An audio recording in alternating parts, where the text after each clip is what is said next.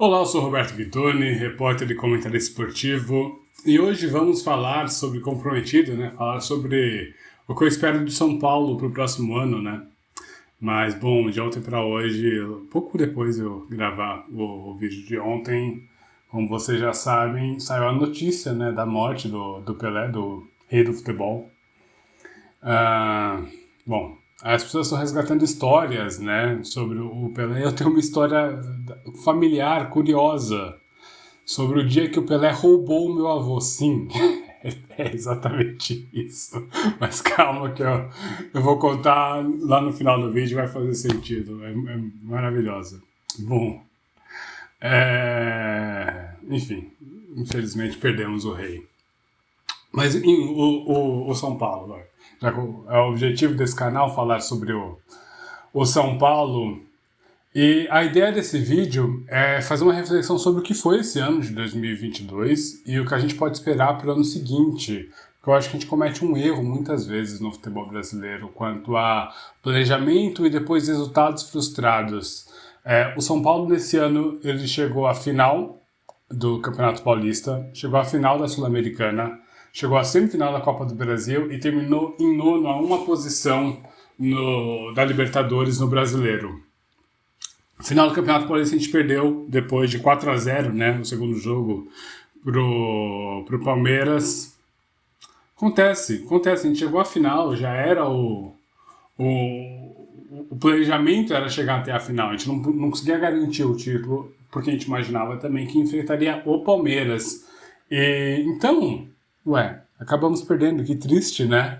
Realmente um momento de muita dor para a torcida, mas essas coisas acontecem, infelizmente. Então acho que, ok, foi um bom resultado. Chegar à semifinal da Copa do Brasil, para mim, foi melhor do que o esperado. E a gente só perdeu porque o Flamengo realmente estava voando naquela competição, focou todos os seus esforços na Copa do Brasil, por isso que foi relativamente mal no Brasileiro, né? E não conseguiu brigar pelo título com o Palmeiras. Mas a gente chegou até a semifinal, a gente foi além do esperado, imaginava que o São Paulo ia ficar nas quartas, ou então ia parar no Palmeiras mesmo. O Palmeiras foi nas oitavas, salvo engano, não lembro se foi quartas ou oitavas de final. Então foi além do esperado. Ó, maravilhoso isso daí. Na Sul-Americana, a gente também imaginava uma semifinal e uma final, acabamos perdendo a final, foi um jogo muito abaixo do São Paulo. O Independente Del Valle realmente controlou as ações o tempo inteiro, né? Todo mundo lembra que eu nem sei como é que foi a última expulsão confesso. Eu não sei como foi eu acho que o Diego Costa foi expulso no finalzinho do jogo, nos acréscimos já, porque teve uma bola do Luciano que ele errou o passe, quase nos acréscimos, que eu fiquei, não, desisto. Eu desisto. Aí eu fechei, desliguei a transmissão, né? Eu falei, não, tchau. Depois eu vejo como terminou. Bom, terminou 2-0 e teve mais um jogador expulso e eu acabei não vendo. Realmente foi muito frustrante aquele dia, mas a gente chegou à final e por mais de toda a frustração, a gente fica pé da vida, né? Mas no dia seguinte a gente acorda e fica assim, ok, né, fez o esperado e acabou não conseguindo ganhar o título, porque uma final às vezes é disso. Às vezes o time não consegue ir tão bem na final por várias questões. E eu sei que tem a ideia de tipo, pô, se a gente tivesse vencido, a gente teria garantido uma vaga na Libertadores e seria um ano diferente. O ano de 2023, sim, é muito frustrante, mas querendo ou não, a gente chegou até onde a gente podia e na final acabou que não deu certo. No Campeonato Brasileiro, aí sim a gente ficou abaixo do planejamento. Eu acho realmente que o São Paulo poderia ter feito um pouco melhor no Campeonato Brasileiro. Alguns pontos que a gente perdeu que não tinha muito, assim, não tinha razão, né? Essa é a verdade. A gente tomou empates bestas, perdeu ponto para Cuiabá, sabe? Umas coisas que, pô, difícil, São Paulo. Mas, de qualquer forma, o que eu espero para esse próximo ano não é tão diferente do que a gente fez no ano de 2022. Que eu acho que o São Paulo tem time para chegar à semifinal e à final, né? Assim, não dá para garantir a final porque depende muito da semifinal do Paulista, mas hoje eu acho que o Palmeiras é um time muito superior ao do São Paulo e o Corinthians está com um time um pouco melhor. Lembrando que é um novo trabalho, um novo técnico, apesar dos nomes do time do Corinthians serem melhores que o do São Paulo, dos jogadores em si, a gente tem um técnico que está há mais tempo aqui. Então isso daí aproxima um pouco mais, só que eu acho que o Corinthians está assim, ó, aqui, essa é a diferença. O Palmeiras está muito, muito longe. Bom, Copa do Brasil, eu imagino que a gente chegue também em umas quartas de final, oitavas de final, dependendo do chaveamento. É uma competição para o São Paulo até poupar alguns jogadores, sabe? Ou então dar rodagem para os jogadores mais jovens, para ter eles frescos e mais acostumados ao time profissional, né? Com o caso do Pedrinho, não ponta, mas o meio-campista que está subindo, o Neverton que está subindo e algum outro jogador o Ítalo também, né? Algum outro jogador que o Ceni queira aproveitar. Eu acho que ele pode usar as primeiras fases da Copa do Brasil e do Paulista para dar rodagem para essa molecada. A Sul-Americana é um campeonato muito difícil, tá? Eu acho que a gente não valoriza a Sul-Americana, falando, é só a Série B da Libertadores. Obviamente a Libertadores é um campeonato mais difícil que a Sul-Americana, mas é um campeonato muito traiçoeiro a Sul-Americana, que às vezes você dá azar, às vezes você vai jogar num lugar que é altitude, você pega um time que é muito retrancado, que consegue, por mais que seja um time pequeno, sei lá, boliviano, chileno, é um time bem ajeitadinho, que vai jogar a vida contra você, e aí você vai ter que dar um jeito de resolver as coisas ali, de, né, buscar um gol para abrir aquele ferrolho, coisas do tipo.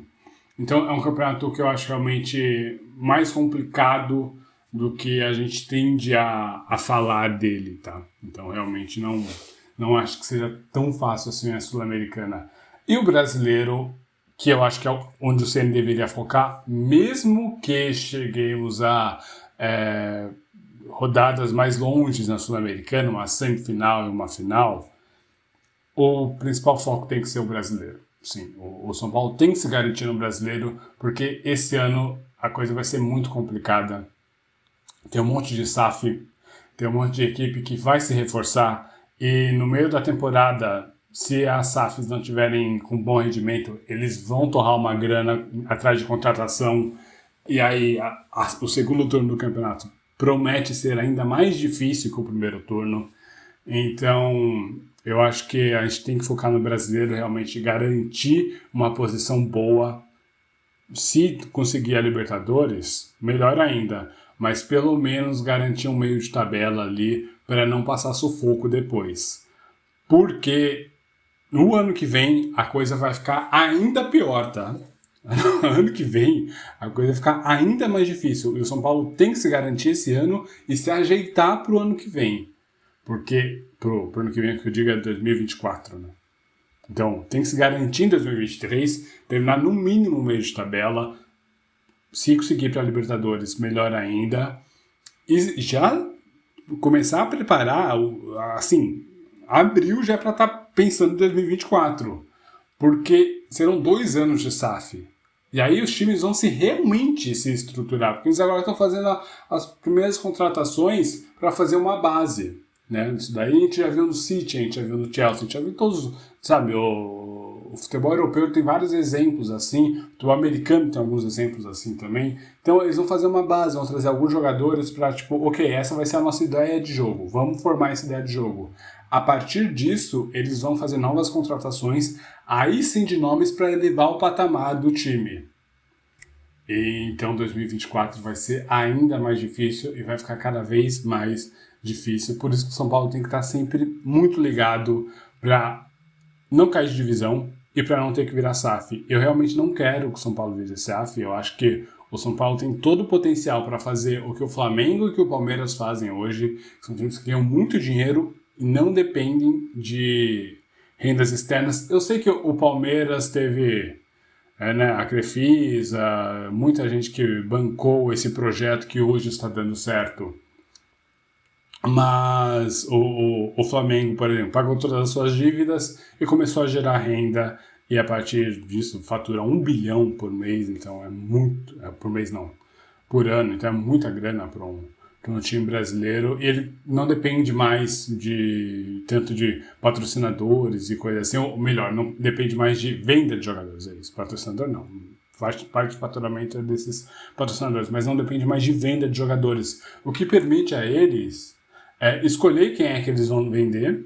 Por exemplo, Matheus França talvez seja vendido agora e vai ser se for vendido, será por uma bala, assim como o Endrick no Palmeiras. Não, sabe? Não é igual aqui no São Paulo. Pô, qualquer moleque, o Neverton aí, que talvez seja um grande jogador, qualquer 15 milhões levam embora. O São Paulo não vai ter como segurar, porque tem que pagar as contas, sabe? Não é igual o Endrick, que você quer levar embora, tudo bem, vai ter que pagar a multa rescisória. Foi o que aconteceu no caso do Endrick. Então o São Paulo precisa usar esse ano, é a última chance, tá? Realmente acho que é a última chance. Se o São Paulo não se arrumar agora, não vai sobreviver até 2024 na primeira divisão, porque a coisa vai ficar muito mais difícil. Sério. Fiquem de olho. Pois bem, é isso que eu espero do ano de São Paulo. Então, semifinal ou final do Paulista, quarta de final da Copa do Brasil, e Sul-Americana, semifinal, final também. E brasileiro tem que terminar no meio de tabela. Pode parecer não tão bom assim, só que sinceramente, vendo quem é que subiu, vendo os times que estão mais ajeitadinhos, o Cruzeiro é um time bem ajeitado, eu quero ver como é que esse time vai render no Campeonato Brasileiro. O Grêmio parece ser um time chato, o Bahia com o Projeto City, sabe? Então, assim, fiquem de olho, realmente vai ser algo a se atentar. Pois bem, e agora a história, né? A história do Pelé. Bom, Pelé nos deixou. Eu sei que tem esses debates, quem é que foi melhor, Pelé, Maradona, Messi, Cristiano. Sinceramente, o melhor, eu acho que você pode fazer a lista que você quiser. Para mim é muito claro que o Pelé foi melhor que eles todos, mas enfim, você pode fazer a lista que você quiser. Um avião passando, né, para deixar sempre essa marca registrada, mas é um helicóptero na real. Mas quem foi o maior de todos, com certeza é o Pelé. Não tem como. O melhor você pode escolher, agora o maior, o mais importante. O futebol não era o futebol antes do Pelé. O 10 era só um número antes do Pelé. Sabe? Ele definiu tanto. Eu tava vendo, né, agora com todas essas homenagens e mostrando lances e falando sobre ele. Parece que ele veio do futuro para aquela época, né, obviamente, né?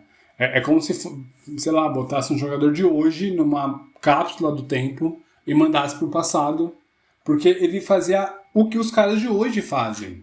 Então, o Pelé, ele é pro futebol o que, sei lá, foi o Einstein pra física, que a partir dele deu-se um salto gigante sobre todo o entendimento sobre aquilo. Então, o Pelé, ele definiu tudo que veio depois dele. Basicamente, o futebol era outra coisa antes do Pelé. Por causa do Pelé, os jogadores tiveram que virar atletas de verdade. Antes não se tinha tanto essa demanda. Por causa do Pelé, todo mundo tinha que ser atleta, tinha que conseguir render fisicamente. Porque você tinha que acompanhar aquele cara. Assim como a gente tem jogadores... Eu não estou comparando eles com o Pelé, tá bom? Só para deixar bem claro. Mas, por exemplo, o Haaland, que é um jogador que se sobressai fisicamente. Com o passar do tempo, a gente vai ver isso daí, os zagueiros vão ter que acompanhar e vão ter que lidar com isso. E zagueiros que consigam se sobressair fisicamente, ou consigam pelo menos se equiparar fisicamente a jogadores como o Haaland, vão ter uma vantagem. Então, essas pessoas que empurram um pouco o sarrafo, sabe? A gente tem salto, né, fazer outra metáfora, o salto sobre o sarrafo. Que aí tem 5 metros, 5,15, 5 não sei o quê. Então, o Pelé, o sarrafo estava em 3, ele meteu em 15. É isso. Esse é o salto dele. Enquanto o Haaland, que é uma aberração, né? O cara, tá vendo, o cara tem 20 gols em 14 jogos na Premier League. Ele faz um gol a cada 57 minutos, se eu não me engano. É o campeonato mais difícil que você tem no mundo hoje. Enfim, você pega o Haaland, ele pega o sarrafo e ele aumenta só um pouquinho ainda. O Pelé não, ele pegou o sarrafo e ele estourou lá em cima. É essa a diferença do Pelé para todos os outros.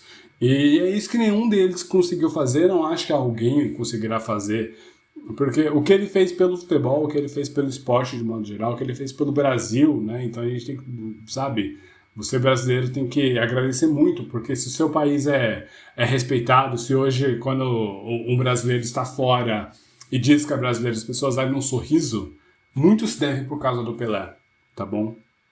E a história dele roubando meu avô.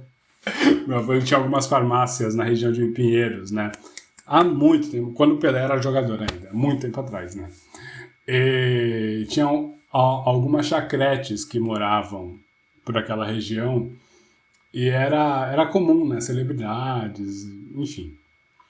E o Pelé foi fazer uma visita a uma dessas chacretes.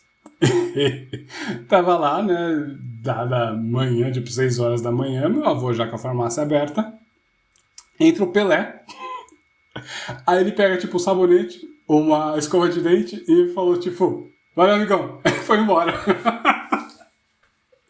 Simples assim. Aí perguntei pra minha avó, pô, você não... O que você fez? Ele falou, nada, né? Era o Pelé, mas o que eu ia fazer? Mas acontece. É isso, tá bom, gente? Assistam os vídeos do Pelé. O Pelé fez antes, né? Agora tá... Todo mundo falando isso aí. Ah, Pelé fez primeiro. Nem lembro como é que é. Enfim, tem uns vídeos lá do Pelé que... O cara realmente era... É a principal referência. É o rei do esporte pra todo sempre, né? Valeu. Tchau.